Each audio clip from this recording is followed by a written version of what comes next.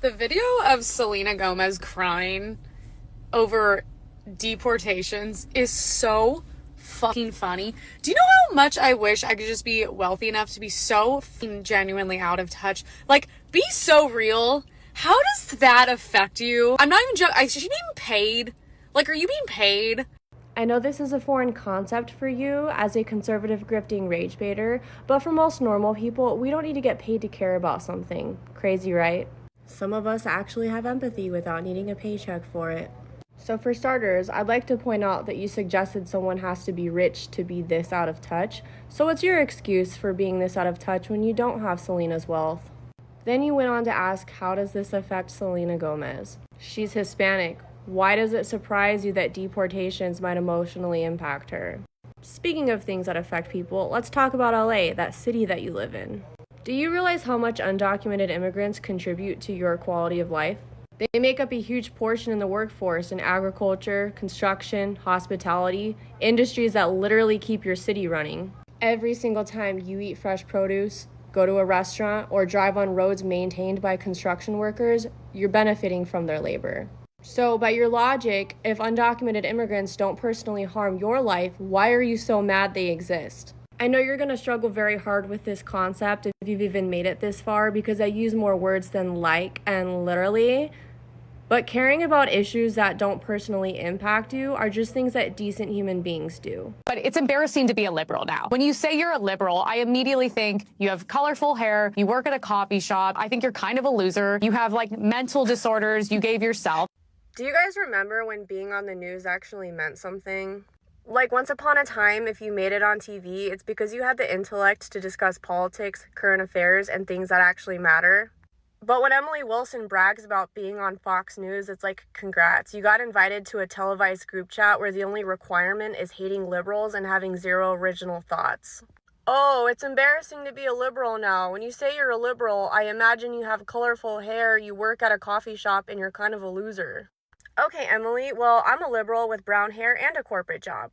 And while you're out here giving Fox News the burn book treatment, I actually have to know things to do my job. Meanwhile, your entire career is built on talking about liberals rather than contribute anything meaningful to politics. But let's talk about assumptions since we're making them. When I picture a certain type of person trying to fit into the mold of a historical figure obsessed with blonde hair and blue eyes, well, Emily, I have to say you come to mind. So if I'm supposed to be embarrassed for being a liberal, then what does that make you? Because from where I'm standing, the only thing worse than being a coffee shop liberal is being a blonde propaganda puppet who mistakes gossiping about liberals for actual political discourse. I am so happy that they are in the works or talking about banning international students because as a student who's applying to medical school soon, I already know that even so many just public and private universities in Los Angeles and California, so many middle class and low income students, like we lose our spots to super rich foreign kids. You haven't even applied to med school yet and you are already blaming international students for taking your spot. That's not a pipeline issue, that's insecurity. I just know that a white woman did those lip fillers because no foreign esthetician would let you walk out like that. And you're not competing with them, you're proving their point. And you live in Los Angeles, a city built by immigrants, named in Spanish, and filled with foreign-born doctors who had to work twice as hard to be taken seriously there. You are not warning us about rich foreign kids, you're just mad that they might outperform you. And this is why so many of y'all cry about DEI, not because it's unfair, but because deep down you know that if merit was all that mattered, you wouldn't stand a chance. Imagine being mad at people who studied harder, worked harder, and just had better results. Couldn't be me.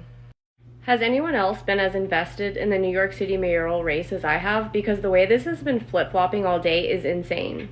I've been following it on Call Sheet. It's basically a live prediction market where people bet real money on political outcomes and the odds update in real time. Zoran was the favorite yesterday, he dropped today, and as I'm recording this video, he's at 97%. This isn't a poll with a 3-day delay, this is real-time public sentiment based on where people are putting their money. It moves fast. We'll see what the final numbers say, but watching it swing back to Zoran right before polls close says a lot. My pretty woman in a ball gown, I'm Richard Gere in a tux, getting married in the courthouse, writing vows in a rug. So, by your logic, women shouldn't be allowed to vote because they weren't subject to the draft, right? Okay, well, then no one should be voting because the US hasn't had an active draft since 1973. That was over 50 years ago, so unless you're pushing 70 and got called up for Vietnam, maybe sit this one out. The majority of men voting today never faced a draft, never even worried about it. And yet somehow they've still got the right to vote, no questions asked. But when it comes to women, suddenly you want to start attaching prerequisites. Let's really talk about equal responsibilities because plenty of men have avoided military service without consequence. Donald Trump dodged the draft 5 times and still managed to become president. So if not being drafted means you shouldn't vote, then you definitely shouldn't be able to run the country. But I get it. This was never about fairness or logic. This was about sounding edgy online while pandering to men who think rights should only apply when it's convenient for them. I don't know, this just screams pick-me energy dressed up as a history lesson, but you're not ready for that conversation.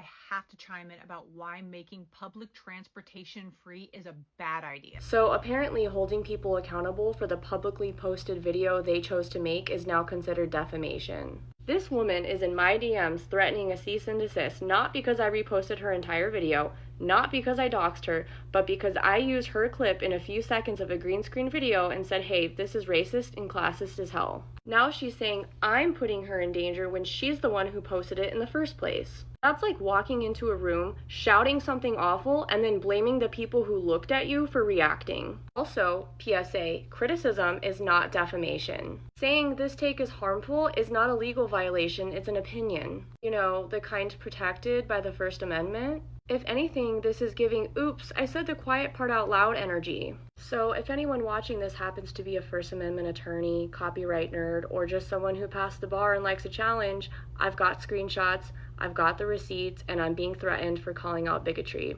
Let's have fun, Your Honor.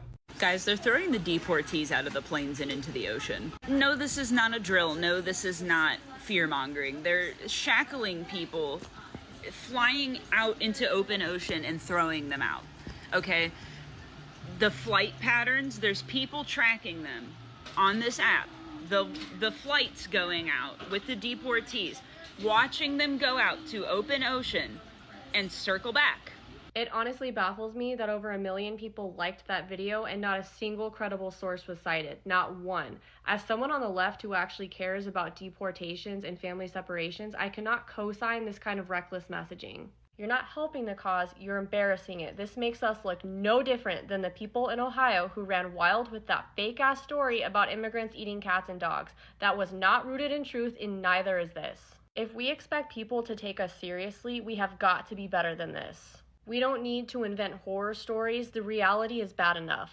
So let's not choose clout over credibility because you're handing the right exactly what they need to dismiss all of us.